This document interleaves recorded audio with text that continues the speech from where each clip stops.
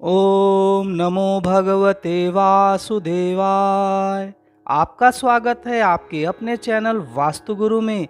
आज के एपिसोड में मैं कार्तिक मास के कृष्ण पक्ष को पड़ने वाली एकादशी रमा एकादशी के बारे में बताने जा रहा हूँ तथा रमा एकादशी व्रत की कथा भी सुनाऊंगा। साथ ही एकादशी व्रत करने की विधि एवं महत्व को भी बताने जा रहा हूँ। यदि आप हमारे चैनल पर नए हैं तो हमारे चैनल को सब्सक्राइब, लाइक और शेयर करें एवं बेल आइकॉन जरूर दबाइए, जिससे आने वाले एपिसोड की जानकारी आपको मिलती रहे। क्योंकि हमारा चैनल व्रत, पूजा विधि, अनुष्ठान, धार्मिक एवं पौराणिक कथाएं तथा वास्तु शास्त्र की सही जानकारी आपको देता है। हम आपको वही जानकारी देते हैं जो कि प्रामाणिक हो। यदि आप वास्तुशास्त्र से संबंधित किसी भी समस्या का समाधान करना चाहते हैं तो स्क्रीन पर दिए गए नंबर पर व्हाट्सएप कर सकते हैं। वर्ष में 24 एकादशी होती है। यदि पुरुषोत्तम मास या अधिक मास हो तो एकादशी की संख्या बढ़कर के 26 हो जाती है। आज के एपिसोड में मैं रमा एकादशी व्रत के बारे में बताने जा रहा हूँ। इसे ध्यान से सुने और भगवान विष्णु का आशीर्वाद प्राप्त करें। सामान्यतः व्रतों में सर्वोपरि एकादशी व्रत को कहा गया है। जैसे नदियों में गंगा, प्रकाशक तत्वों में सूर्य, देवताओं में भगवान विष्णु की प्रधानता है, वैसे ही व्रतों में एकादशी व्रत की प्रधानता है। एकादशी व्रत के करने से सभी रोग दोष शांत होकर लंबी आयु, सुख, शांति और समृद्धि की प्राप्ति तो होती ही है, साथ ही मनुष्य जीवन का मुख्य उद्देश्य भगवत प्राप्ति भी होती है। एकादश्याम न भुंजीत पक्षयोरु भयोरपि। भगवान विष्णु का स्मरण करते हुए आइए सुनते हैं रमा एकादशी का महात्म्य एवं कथा, जैसा कि पद्म पुराण में बताया गया है। युधिष्ठिर ने पूछा, जनार्दन, मुझ पर आपका स्नेह है, अतः कृपा करके बताइए कार्तिक के कृष्ण पक्ष में कौन सी एकादशी होती है। भगवान श्री कृष्ण बोले, राजन, कार्तिक के कृष्ण पक्ष में जो परम कल्याणमयी एकादशी होती है वह रमा के नाम से विख्यात है। रमा परम उत्तम है और बड़े बड़े पापों को हरने वाली है।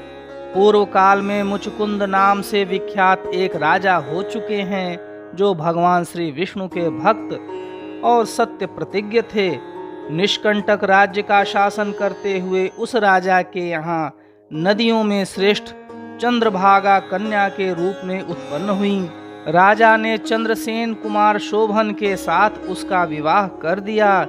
एक समय की बात है, शोभन अपने ससुर के घर आए। उनके यहाँ दशमी का दिन आने पर समूचे नगर में ढिंढोरा पिटवाया जाता था कि एकादशी के दिन कोई भी भोजन न करे, कोई भी भोजन न करे।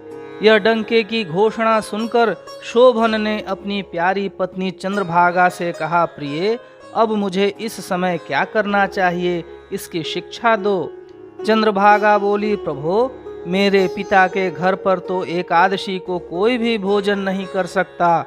हाथी, घोड़े, हाथियों के बच्चे तथा अन्यान्य पशु भी अन्न, घास तथा जल तक का आहार नहीं करने पाते। फिर मनुष्य एकादशी के दिन कैसे भोजन कर सकते हैं। प्राणनाथ, यदि आप भोजन करेंगे तो आपकी बड़ी निंदा होगी। इस प्रकार मन में विचार करके अपने चित्त को दृढ़ कीजिए। शोभन ने कहा, प्रिय, तुम्हारा कहना सत्य है, मैं भी आज उपवास करूंगा। देव का जैसा विधान है वैसा ही होगा।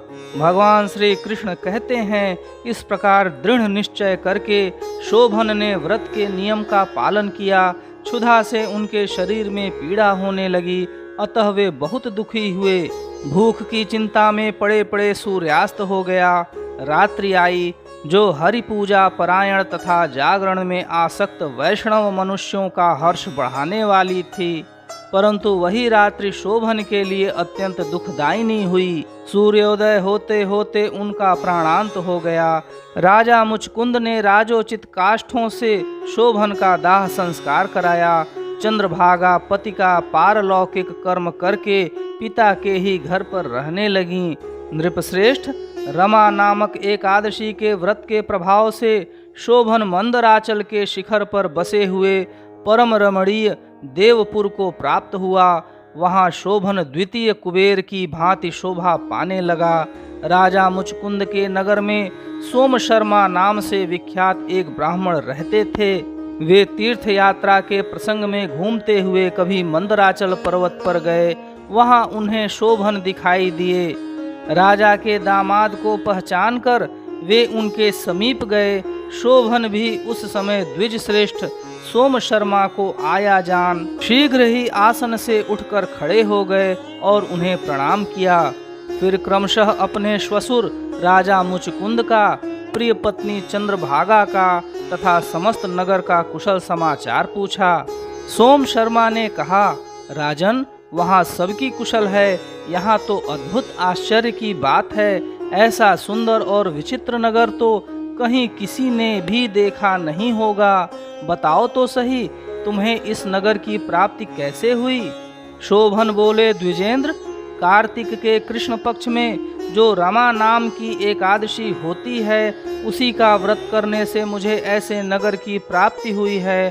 ब्राह्मण, मैंने श्रद्धाहीन होकर इस उत्तम व्रत का अनुष्ठान किया था, इसलिए मैं ऐसा मानता हूँ कि यह नगर सदा स्थिर रहने वाला नहीं है। आप मुचकुंद की सुंदरी कन्या चंद्रभागा से यह सारा वृत्तांत कहिएगा। शोभन की बात सुनकर सोम शर्मा ब्राह्मण मुचकुंदपुर में गए और वहां चंद्रभागा के सामने उन्होंने सारा वृत्तांत कह सुनाया। सोम शर्मा बोले, शुभे, मैंने तुम्हारे पति को प्रत्यक्ष देखा है तथा इंद्रपुरी के समान उनके दुर्धर्ष नगर का भी अवलोकन किया है। वे उसे अस्थिर बतलाते थे, तुम उसको स्थिर बनाओ। चंद्रभागा ने कहा, ब्रह्मर्षि, मेरे मन में पति के दर्शन की लालसा लगी हुई है। आप मुझे वहां ले चलिए। मैं अपने व्रत के पुण्य से उस नगर को स्थिर बनाऊंगी।